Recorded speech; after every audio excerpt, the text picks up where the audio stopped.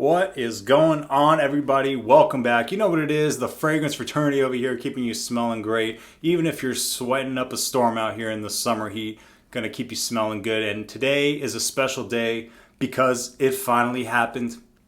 It finally happened, guys. I was tagged in my first ever tagged video. So shout out to TZ Fragrance. You are the man. I appreciate you tagging me and remembering your boy. Guys, go check out his channel if you haven't yet. He's got a sick collection. The guy knows his stuff. He knows what he's talking about. He's got awesome recommendations, and he's just overall a good dude. So someone I definitely want to support. So thank you, TZ. Let's get it started. The topic is you can only keep one designer fragrance per house. So I'm going to kick things off with the house of Chanel. Now, you could have put Bleu de Chanel in here. You could have put maybe the original Allure. I know a lot of people are fans of that one, or the Edition Blanche. But for me, I'm going with Allure Homme Sport, not the Extreme, just the original Allure Homme Sport.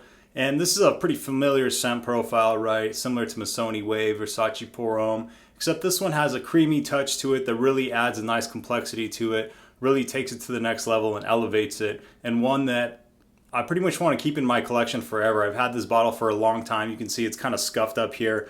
I put this bottle through the ringer, and I've had it for 5+ years, and the top note still smells great. So thankful to have Chanel Allure Homme Sport still in my collection. You know, they rarely go on sale, so it's one that I don't really want to rebuy. But if you're looking at what it smells like, a less aquatic Missoni Wave with more of the creamy facet to it still works really well in the heat in the summer. And overall, really high quality fragrance. Let's keep it going now with the house of Dior. So for Dior, you know, I was really torn. I was thinking about putting Dior Homme 2020. I really love that one.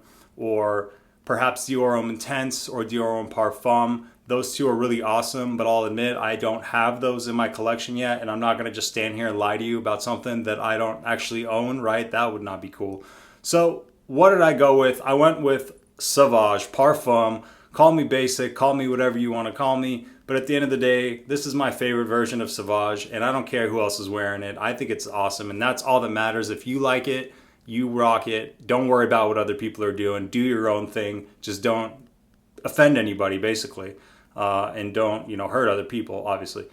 Sauvage Parfum, it's got that shower gel ambroxan vibe that we all love so dearly. The modern smell to it, right? But this one's a little bit more refined. It's got a little bit of sweetness in there. It definitely is classed up a little bit, and I get decent performance out of this one as well. It doesn't project as strongly as the Eau de Toilette, which is fine because the Eau de Toilette, it will seriously reach out and grab you. This one is a little bit more reserved. Sits a little bit closer to the skin. It's more of a personal scent, which I prefer anyway. It works better for the date nights, for the evening time situations like that, where you don't want to overwhelm, but you want to smell still classy, elegant, refined, and shower gel clean at the same time. Sauvage Parfum, my favorite in the line, but really you can't go wrong with any of the Sauvage fragrances.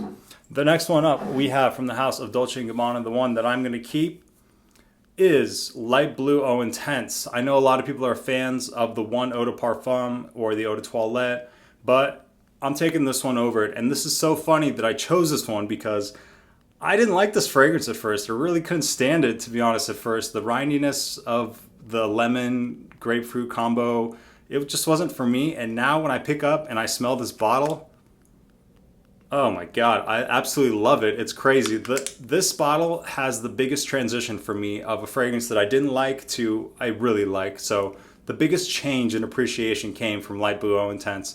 And you can't really tell because the light is hitting it and also my background's blue, but the juice color is like slowly turning a darker shade of blue, which I think is so cool. And it's just kind of like macerating and slowly getting darker. So I really appreciate that fact. But try to catch this one in the air if you are just getting to know this fragrance, and that's where it really shines, is like just in passing in the air. Such a summer stunner, and one that I want to keep in my collection forever. I'm keeping Light Blue Eau Intense. Next one up we have from the house of Prada. If you're a fan of Iris at all, this is kind of a must own if you're a big Iris fan. And there are a lot of awesome Prada fragrances. Prada Luna Rossa Black, Luna Rossa Ocean, the original, Amber Pour Homme. The list goes on. Even Carbon is awesome. Luna Rossa Sport is awesome. There's so many to pick from. But if I could only keep one, I'm keeping Prada L'Homme because it's just one that is so easy to wear and one that I just go back to. And this fragrance, it just makes me happy. It just puts me in a good mood, makes me feel like a clean, luxurious bar of soap. And there's never a bad time to wear Prada L'Homme. Even in the summer, I think you can pull this off. It does come across a little bit powdery with iris as the predominant note, but smells very high quality. And if you are a fan of iris at all, like I mentioned earlier, you kind of got to have Prada L'Homme or at least one of the flankers or a variation of it to really know iris and to really get a high quality designer iris. Prada L'Homme. Next one up we have is the house of Giorgio Armani, and I was pretty torn between Armani Code Parfum, which I'm a big fan of, Acqua Profumo, which I'm a big fan of. Ultimately, I ended up deciding to go with Acqua Profondo, a little bit more youthful than Profumo, not as much heavy on the incense, more so on the mineral aquatic nature of it. And also you get some of the green nuances from the original Acqua but nice healthy dent in this big bottle already. Really love this stuff. It's great for pretty much every situation. I wear this one at the gym a lot, and I just find myself using it in many different situations and finding it very useful and very practical. It smells great, has that ocean vibe, and just takes me right to the sea, the smell of the seawater and the rocks and the minerality of it every single time I wear it. It's one that I also want to keep in my collection, and it's still to this day my favorite flanker. So keeping one Armani, it's got to be Profondo. Awesome summertime and also spring, fall, mineral, oceanic type fragrance. Great. Okay, next house we have is Carolina Herrera. So Carolina Herrera, I was torn between the original 212. I was also looking at Chic for Men. Ultimately, I decided to go with this beast, 212 VIP Black. Very unique, boozy, a little bit of like a black licorice and absinthe fragrance. So it takes a very different route than a lot of these other fragrances, or really any other fragrance that you're going to smell. The uniqueness factor plays a big role in why I chose this one.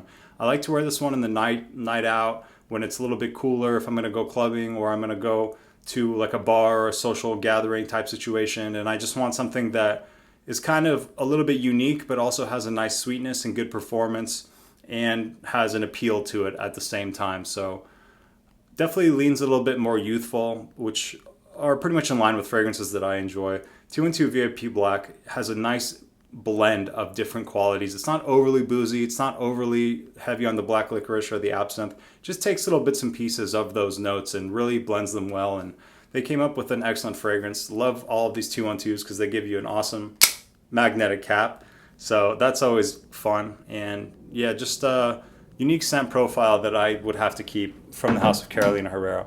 Next one up we have is from the house of Hermes, and you could go with H24 or another one of the Terre de Hermes flankers. For me, this is my personal favorite of the Terre de Hermes line and basically my favorite Hermes fragrance.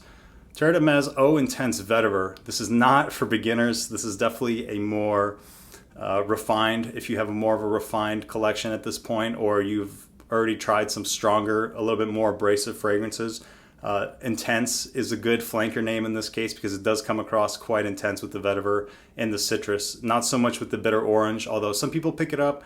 I think the bitter orange is more so replaced with really strong zingy citrus and very prominent vetiver. That nice woody, also a little bit sweet vetiver combined with the citrus. Long lasting, really smells put together, upscale, very masculine here, and really good for like a formal occasion, a suit and tie type of a situation. Prominent and powerful and just beastly. Yeah, Terre de Hermes Eau Intense Vetiver.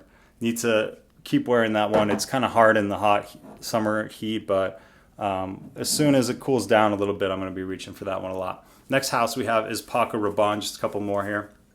This is from the 1 million line. 1 million Lucky. This is still my favorite of the line. Tried a good amount of them. I was debating between this one and 1 million Cologne. Those are still my two favorite from the line, but there is something absolutely special about 1 million Lucky. The nuttiness from the hazelnut mixed with the plum and also the sweetness of the original 1 million. Not so much of the grapefruit sweetness, but there's a different kind of sweetness, but you know, this is definitely a sweet clubbing type, night out, attention grabbing type of a fragrance at the end of the day, just done in a very interesting way with the plum note and the nuttiness. incredible, just incredible. Really unique, pulls attention, beast mode performer, great for, you know, a youthful scent profile, doesn't smell cheap, just really is on its own level. And there's a lot of people that are fans of this one. So I know I'm not alone when I say 1 Million Lucky is off the chain. Incredible fragrance from Paco Rabon. Definitely would recommend you getting your nose on it. It is getting discontinued, and it actually already is discontinued, but it's getting harder to find. And if you like sweet fragrances, if you are a fan of the 1 Million line at all, I strongly encourage you to check this one out. I think it's still the best one from all of them because it's got that nuttiness to it that just really takes it to the next level. 1 Million Lucky. Beautiful. Beautiful. Next one up, we have two left. The house is going to be Lacoste, and this is Lacoste L1212 White or Blanc. This is the Eau de Toilette, and smells like a nice white floral for men, but it doesn't lean too feminine like some white floral fragrances can. It's got that dryer sheet, just did a load of laundry and took your shirt out. You know, dryer sheet linen type of a smell to it, very fresh. A little bit more on the unique side as well, uplifting, and it's got this creative edge to it. So if you're like a music producer, or maybe you are like a videographer, you work in a creative field, this would be a great signature scent for you, especially in the high heat in the summertime when the sun's beating down on you and you want something with a floral touch but is not going to weigh you down. L1212 Eau de Toilette works great and is stunning. It was a love at first sniff, and I haven't stopped loving it since. That's why I got the biggest bottle possible. It's one that I want to keep in my collection from Lacoste, 100%. This was an easy choice. So last one we have is from the house of Versace. So could have went with Versace Pour Homme, but I already have Chanel Allure Homme Sport, so decided not to go that route. Could have went with the Dreamer as a nostalgia pick, but between this one and the Dreamer, I ended up going with this one. And this is another blue fragrance. You probably already know. Versace Dylan Blue. Beautiful grapefruit, shower gel type blue fragrance. Strong performance here. Just really stunning and just projects off my skin like an absolute beast. High quality for the price you pay. You can get a 200 ml of this right now for in like the $60 range. So the price per ml on this, the value is off the chain. You get a really great Versace fragrance, and you get that modern shower gel blue and Broxton DNA that's working so well right now. The Dylan Blue, if you're a fan of blue fragrances, it's kind of also another one that you kind of have to have in your collection at some point. If you're a big blue fragrance lover, you're going to love the way that this one smells. And the grapefruit in here is incredible. One of the best grapefruit designer notes that I've personally smelled, and definitely one that I can recommend and wasn't that hard to pick to keep for life. So that's my 10. I appreciate being tagged in this video. My first ever tag. It's exciting. All right, there's a couple people that I want to tag myself. First up, Randy, Fragrance Dude. Like to tag you. Chad from A Gentleman's Journey. D4G, Joy Amin, Gent Scents, SoCal Scents, the man, the myth, the legend, Jeremy Fragrance. Let's see if he gets this tag. And also, last but certainly not least, Mr. Hunter, the Fragrance Hunter himself. I'd like to tag you guys. See what designer you would keep for life. Thanks for watching, everybody. Have a great day. See you next time at the Fragrance Fraternity. Keep smelling great out there and stay cool in the summer heat. Peace, everybody. Take care.